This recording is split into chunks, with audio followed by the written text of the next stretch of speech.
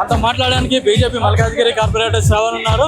అలా చెప్పండి, ఇప్పుడు కాంగ్రెస్ ఎంఐఎం విలాకతాయి ఇద్దరు కలిపి పోటీ చేయబోతున్నారు. కాంగ్రెస్ ఒక వాస్తవంగా Bharatiya Janata party versus MIM party అంటే కాంగ్రెస్ పార్టీ బీఆర్ఎస్ పార్టీ కలిపి ఒకటే ఉమ్మడి అభ్యర్థిని పెట్టారు. అది ఎంఐఎం అభ్యర్థి.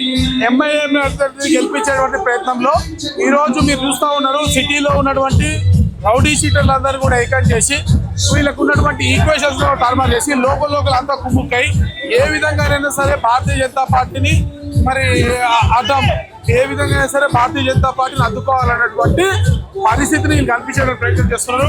కానీ మీరు చూస్తున్నారు ఆయన నడిచేటప్పుడు చూడండి, మీ కెమెరా ఎన్ని మురికి కుప్పాలు కనబడుతున్నాయి. మనమంతా కూడా డ్రైనేజీల మీద పొంగేటి నార్ల పైన మురికి కుప్పాలపై నడుచుకుంటా పోతున్నాం మొన్న ఈ రోజున. అంటే నిజంగా 10-12 ఏళ్ళు అభివృద్ధి జరుగుంటే 10-15 ఏళ్ళు అభివృద్ధి జరుగుంటే ఈ రోజున జూబ్లీ హిల్స్ ప్రజలు ఇంత అన్యాయానికి ఎందుకు గురయ్యారు?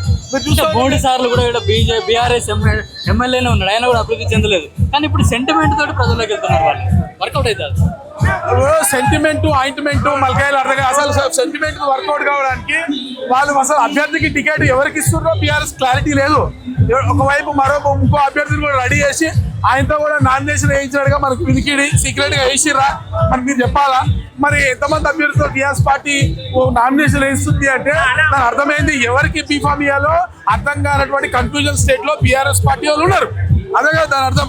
అంటే వాళ్ళు డమ్మీ అని అర్థమైతా ఉంది కదా, డమ్మీ కేవలం డమ్మీగా ఉన్నటువంటి పరిస్థితి. చూడండి ఒకసారి మీ కెమెరా చూపించండి, ఒక్కసారి చూడాలి మీరు కెమెరా. ఇది చూసారు కదా, ఇది జూబ్లీ హిల్స్ పరిస్థితి. ఇదంతా డ్రైనేజ్. ఈరోజు నిజంగా 10 ఏళ్ళు 12 ఏళ్ళు అభివృద్ధి చెందుంటే ఈ డ్రైనేజ్ అంతా ఎందుకుంది? ఇదంతా మనం చెప్పాల్సిన అవసరం ఉంది. కాబట్టి ఇదంతా కూడా కేవలము టీఆర్ఎస్ పార్టీ కాంగ్రెస్ పార్టీ తోడు దొంగలు వీళ్ళందరూ కలిసి తెలంగాణ ప్రజలని మోసం చేస్తున్నటువంటి పరిస్థితి మనం చూస్తూ ఉన్నాము. ఇప్పుడు మేము బీసీ అభ్యర్థికి ఇచ్చినాము, బీసీ రిజర్వేషన్ కూడా మేము అమలు చేయాలనుకుంటున్నాము. దాంట్లో భాగంగానే బీసీ అభ్యర్థికి ఇచ్చినామని కాంగ్రెస్ చెప్తుంది. ఇప్పుడు నిజంగా బీసీల మీద ప్రేమ ఉంటే బీసీ ముఖ్యమంత్రిని చేయలేండి.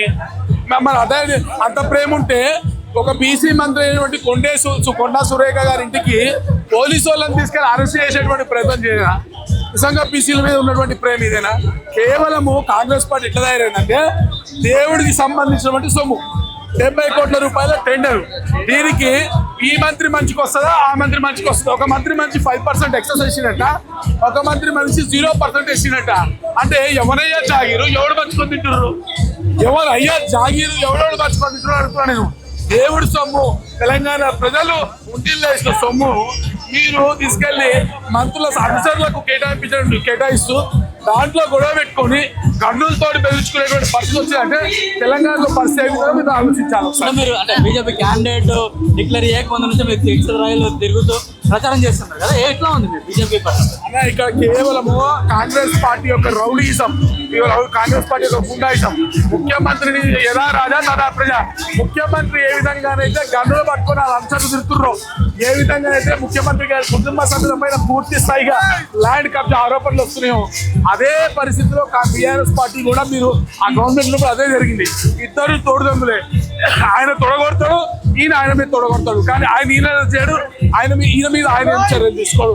కాబట్టి వీళ్ళిద్దరు కలిసి ఎంఐఎం వీళ్ళ ఇమ్మడి దోస్తున్నటువంటి ఎంఐఎం చెప్పినటువంటి అభ్యర్థిని ఈరోజు బరిలో పెట్టారు. మీకు అందరికి తెలిసిన వ్యక్తి కాంగ్రెస్ అభ్యర్థి గతంలో నేను నుంచి పోటీ చేసాడే కదా.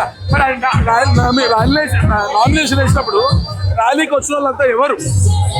కాంగ్రెస్ పార్టీ కార్యకర్తలా? కాంగ్రెస్ పార్టీ కార్యకర్తలు వచ్చిర్రా లేకపోతే ఇంకెవరు వచ్చి ఒకసారి తెలంగాణ ప్రజలు గుట్టోళ్ళ పుగోళ్ళ చూస్తలేరా? అర్థం చేసుకుంటలేరా? కాబట్టి ఇవన్నీ కూడా ప్రజలు గమనిస్తున్నారు. ఈరోజు జూబ్లీస్ ప్రజలారా గూండాల చేతుల్లోకి జూబ్లీస్ పోవద్దు, మాదక ద్రవ్యాల మధ్యలోకి జూబ్లీస్ పోవద్దంటే బీజేపీ కోటేసి చెప్పారు. బీఆర్ఎస్ పార్టీకి కేటీఆర్ కూడా బీజేపీ పైన అనుచిత వ్యాఖ్యలు చేస్తున్నారు. పువ్వుకు అసలు దేనికి పనికిరాదా, దానికి మీరు ఓట్లు ఎందుకు వేస్తారు? కేటీఆర్ కి దీనికి సమాధానం చెప్పమని ఫస్ట్ కేటీఆర్ గారిని దీనికి సమాధానం చెప్పమని చెప్పండి. నేను అంటున్నా కాంగ్రెస్ పార్టీ ముఖ్యమంత్రి గారిని దీనికి సమాధానం చెప్పమనండి. ఈ దారిలో పడబోతుంటే ఈ మురికి కుప్పాలు ఉన్నాయిగా, దీనికి సమాధానం చెప్ప ముఖ్యమంత్రి గారు. బీజేపీ మీద పడి ఎప్పుడు ఏడ్చుడే, ఈ బతికే ఏడ్చుడు బతుకు, దొంగ నోట్లకు అంటే ఓటుకు నోటు అమ్ముకున్నటువంటి మీ బతుకులు, ఈ రోడ్ల పైన భాగ్యనగరాన్ని మురికి ఉపయోగించిన మీ బతుకులు ఈరోజు బీజేపీ గురించి మాట్లాడే వాళ్ళు కిషన్ రెడ్డి గారి గురించి మాట్లాడే వాళ్ళు ఇలా గురించి మాట్లాడే చిల్లర గారు ఈ తెలంగాణ ప్రజలు గమనిస్తూ ఉన్నారు. ఇలా గుణపాఠం చెప్తారు. ఓట్ చోరీ అంశం పైన కూడా రాహుల్ గాంధీ మొత్తం దేశవ్యాప్తంగా తిరుగుతుంటే కూడా ఇక్కడ జూబ్లీ హిల్స్ లో కూడా కొన్ని దొంగ ఓట్లు వచ్చినాయని కూడా మనకు బయటపడ్డాయి. దీన్ని ఏ విధంగా చూస్తారు? కరెక్టే. ఓటర్ ముసాయిదా తయారైన తర్వాత టైం ఇచ్చారు కదా. ఓటర్ ముసాయిదా తర్వాత నేను చెప్పలేదు, వాళ్ళ దోస్తు వాళ్ళిద్దరు ఎవరి కాళ్ళు మొక్కుతారో, ఒక చేతితో ఈ చేతిని కాంగ్రెస్ ముద్దు పెట్టుకుంటారు, ఈ చేతి కాంగ్రెస్ గుర్తుంటే అటువంటి మహాపురుషులైన అర్జున్ వేసి చెప్పిండు. ఓటర్ ముసాయిదా తయారైన తర్వాత గాడిద పండుగ మీరు మీకు అబ్జెక్షన్స్ చేయడానికి టైం ఇచ్చారు కదా. ఈ అబ్జెక్షన్స్ ఎందుకు రేజ్ చేయలే? ఈరోజు బీహార్ లో సైతము కాంగ్రెస్ పార్టీ లిఖితపూర్వకంగా ఇక్కడ ఫిర్యాదు చేయలేదు. మీడియాలో వచ్చి తొలి పెట్టడం తప్ప ఎక్కడ లిఖితపూర్వకంగా ఫిర్యాదు చేయలేదు. ఒకటి, ఈ దేశంలో ఓట్ల దొంగతనం చేసినవారు, మొదట ఓట్ల దొంగతనం చేసేవారు జవహర్లాల్ నెహ్రూ కదా. ఈరోజు సర్దార్ వల్లభాయ్ పటేల్ ఈ దేశ ప్రధాని కావాల్సి ఉంటే, తొలి ప్రధాని కావాల్సి ఉంటే నా సీటును దొంగతనం చేసింది జవహర్లాల్ నెహ్రూ. ఎందుకు చేసిండు, ఏ విధంగా చేసిండు అనేది మనకు తెలియదా?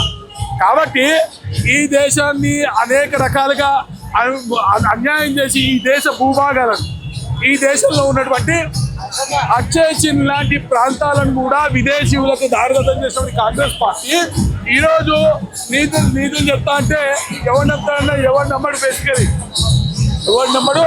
కాంగ్రెస్ అదో దేశకు బచావ్. కాంగ్రెస్ పార్టీ చేసిన దౌర్భాగ్యాలు, అరాచకాలు ఈ దేశంలో ఏ పార్టీ చేయలేదు. అంత అన్యాయం చేసింది కాంగ్రెస్ పార్టీ. పూర్తి అంటే జూబ్లీ హిల్స్ నియోజకవర్గంలో 3 సార్లు ఎమ్మెల్యే అయిన మాగంటి గోపీనాథ్ కూడా ఎట్లాంటి అభివృద్ధి చేయలేదు. అట్లా మనం ర్యాలీలో చూస్తున్నాం, చాలా ప్రాంతాలలో కూడా డ్రైనేజ్ కూడా పొంగి పొందుతుంది. గతంలో మున్సిపల్ శాఖ మంత్రి ఉన్న కేటీఆర్ కూడా ఎందుకు పట్టించుకోలేదు? ఇదే మా ప్రధాన ఎజెండా, బీజేపీని గెలిపిస్తే జూబ్లీ హిల్స్ని పూర్తి స్థాయిలో కూడా అభివృద్ధి చేస్తామని చెప్పి కూడా బీజేపీ నాయకులు మల్కాజ్గిరి కార్పొరేటర్ సేవని చెప్తున్నారు. అయితే పూర్తి అంటే లంకల దీపావళి అయితే నామినేషన్ చేయడానికి అయితే భారీ ర్యాలీగా అయితే వెళ్ళడం జరుగుతుంది. ఈరోజు వెంకటగిరి నుంచి మొదలుకొని అట్లా ఇక్కడ శ్రీనగర్ కాలనీ, పూర్ణ సెంటర్ నుంచి కూడా ర్యాలీగా వెళ్ళి ఎంఆర్ఓ ఆఫీస్లో ఈరోజు నామినేషన్ వేయనున్నారు. కెమెరామెన్ రూపాలతో కిరణ్ కుమార్, పల్లవి టీవీ, హైదరాబాద్.